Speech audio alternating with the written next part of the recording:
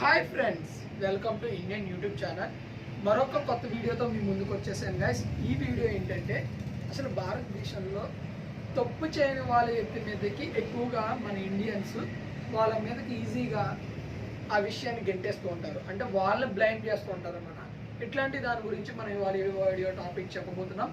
అలాగే ఎవరైనా కొత్తగా మన ఛానల్ విజిట్ చేసినట్లయితే కనుక మీరు మన ఛానల్లో ఒక 3 వీడియోస్ ఫుల్గా చూసి మీకు ఇంట్రెస్ట్ ఓకే మనకి తగ్గ ఛానల్ అని చెప్పేసి అనుకుంటే కనుక సబ్స్క్రైబ్ చేయండి.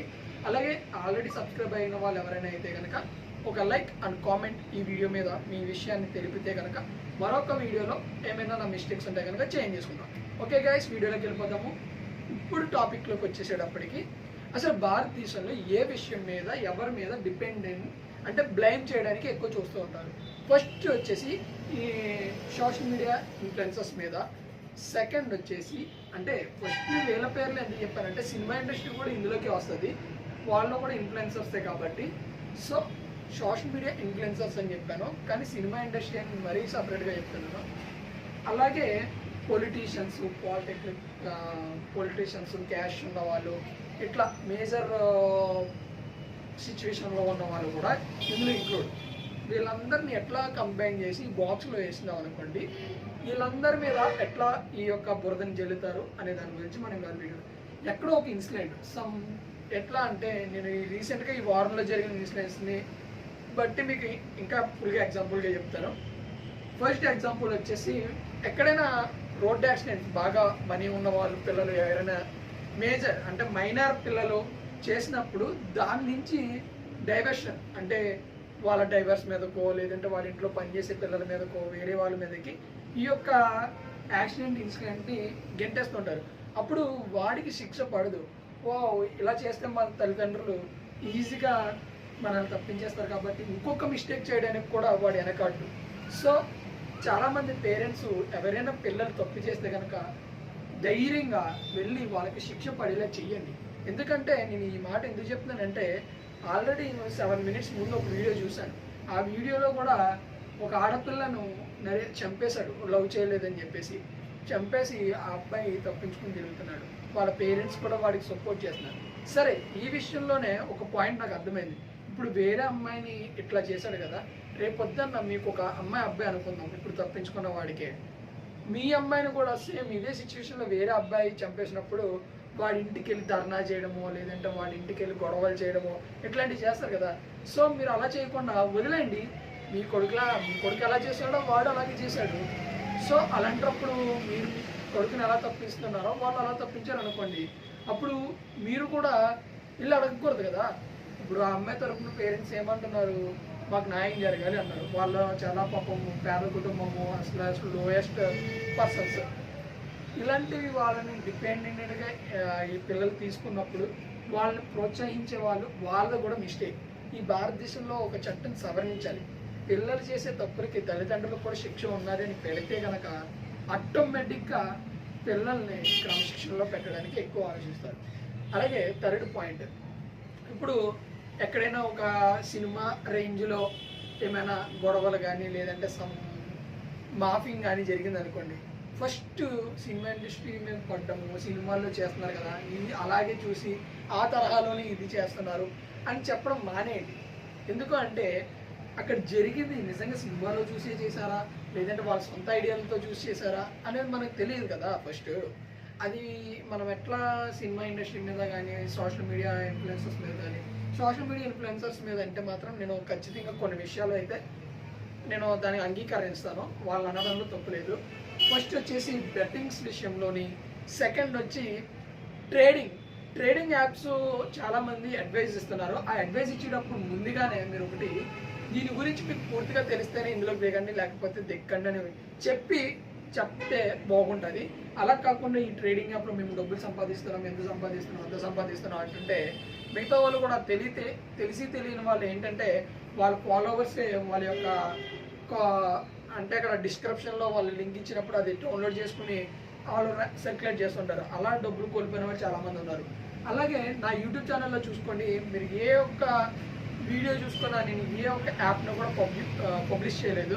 ఒకవేళ నేను పబ్లిష్ చేయాల్సి వస్తే కనుక నాకు అమౌంట్ క్రెడిట్ అయింది కూడా నేను డిస్ప్లే చేస్తాను. ఎందుకంటే పక్కా మన ఛానల్లో ప్రతి మాట కూడా ఎంత క్లారిటీ ఉంటుందో, నేను ఏదైనా అడ్వైస్ ఇవ్వాలనుకున్నా అది పక్కా ప్రూఫ్ ఉంటేనే నేను అడ్వైస్కి అనేది ఇస్తాను.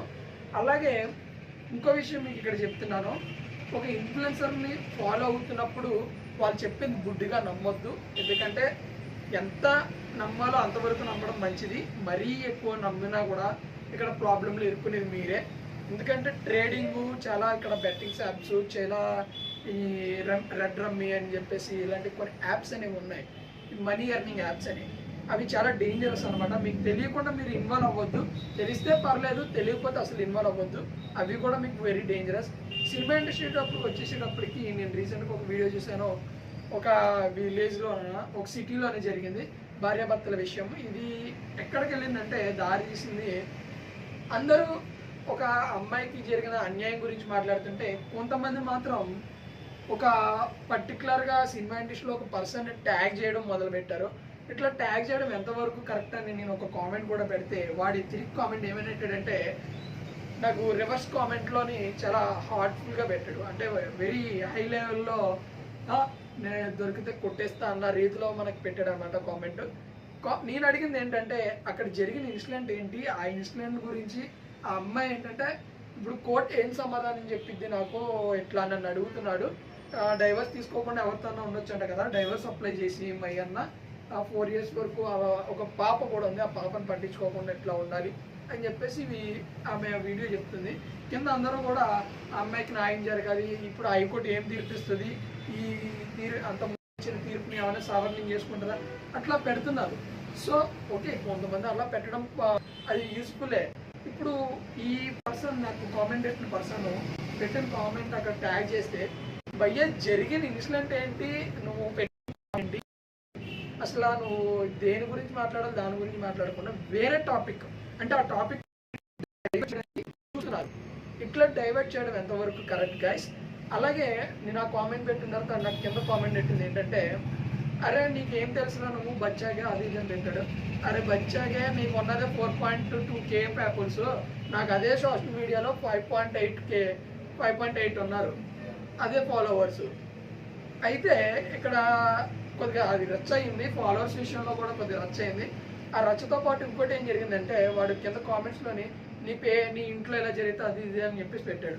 సరే, ఇప్పుడు అదే సిచ్యువేషన్ నువ్వు నీ ఇంట్లో జరిగితే అలాగే నువ్వు ఆ అబ్బాయికి సపోర్ట్ చేసి నువ్వు ఆ అమ్మాయిని వేసి నువ్వు ఎవరి సినిమా ఇండస్ట్రీలో ఎవరి పేరు పెట్టావో అదే వ్యక్తి దగ్గరికి వెళ్ళి అడుగుతావా అని అంటారు.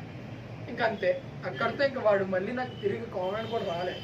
ఎందుకంటే వాడికి కూడా అర్థమైంది ఏంటి విషయం ఏంటంటే, అక్కడ ఏం జరిగింది రా అది చెప్పరా బాబు అని పెట్టిన దానికి వాడు చాలా ఆశలో పెట్టాడు. ఇంకా చాలా చెత్త అంతా పెట్టాడు. ఆ చెత్త చెప్తే మీకు చాలా సిరాకు వస్తుంది, అందుకే నేను ఇప్పుడు చెప్పడం లేదు.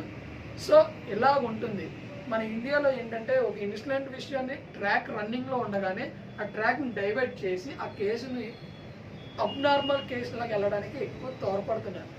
ఇది గ్రహించాలి, ప్రతి ఒక్క యువత కూడా గ్రహించాలి. ఎందుకంటే ప్రతి ఒక్క ఇంట్లోనే ఒక ఆడపిల్ల, ఒక అబ్బాయి, బట్ ఖచ్చితంగా మనం బయటికి వెళ్ళి పనిచేసే వ్యక్తులు. మనం ఏ విషయంలో కూడా మనల్ని రాంగ్ సైడ్ చేసినా లేదంటే తప్పుడు కేసులు పెట్టడానికి కూడా వెనకాడిన వ్యక్తులు ఉంటున్నారు.